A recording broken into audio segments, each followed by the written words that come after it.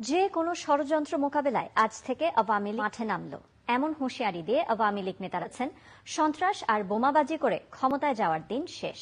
আওয়ামী লীগের বিক্ষোভ সমাবেশ দলের নেতারা বলেছেন শেখ হাসিনার অধীনেই আগামী নির্বাচন হবে। ছাত্রলীগের নেতাকর্মীদের দিয়ে ভর্তিও হয়ে যায়, তারপরও গণদাবিতে মুক্তিযুদ্ধের অধিকার বাস্তবায়নের দাবিতে বাংলাদেশের লড়াই কখনো থেমে যাবে না।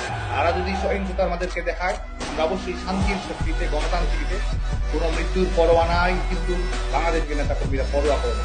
সে কারণে কিন্তু আজকে সবখানে মিছিল সংগঠিত করা, গণতন্ত্রের দাবিতে স্লোগান দেওয়া, শেখ হাসিনার নেতৃত্বে আগামী বাংলাদেশ গড়ার দৃঢ়পত্র, সেটি কিন্তু ছাত্রলীগের নেতাকর্মীরা দিকে। আবারও উত্তাল ঢাকার রাজপথ।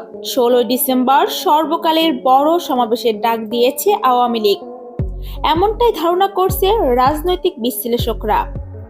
এদিকে ছাত্রলীগের নেতাকর্মীরা মাঠে নামার ঘোষণা দিয়েছে এবং তারা আরো বলেছেন সমন্বয়করা একটাও পালানোর সুযোগ পাবে না।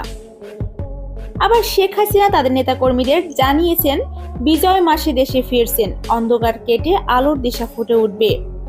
তবে আওয়ামী লীগের পক্ষ থেকে এখনো কোনো বার্তা দেয়নি নেতাকর্মীদের। তবে এদিকে ডক্টর ইউনূস সহ সমন্বয়কদের কঠোর বার্তা দিলেন শেখ তন্ময়। তিনি বলেন, আমরা বঙ্গবন্ধুর আদর্শে গড়া সৈনিক, আমরা আওয়ামী লীগকে মনে প্রাণে ভালোবাসি।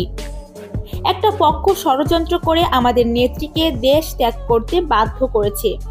মাননীয় প্রধানমন্ত্রী শেখ হাসিনার নেতৃত্বে আমরা আবারও রাজপথে থাকব।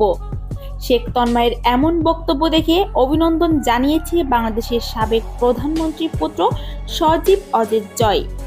জয় বলেন, 16 ডিসেম্বর বাংলাদেশের রাজপথ থাকবে আওয়ামী লীগের দখলে। এবার আর কাউকে ছাড় দেওয়া হবে না। দেশ ও দলের জন্য আওয়ামী লীগ সবকিছু করতে পারে। আওয়ামী লীগের নেতৃত্বের অভাব নেই। আমি সজীব অজিত জয় আছি, বঙ্গবন্ধুর নাতি। আমি আওয়ামী লীগের সাথে আছি। আওয়ামী লীগ আমি ফের ক্ষমতায় আনবো।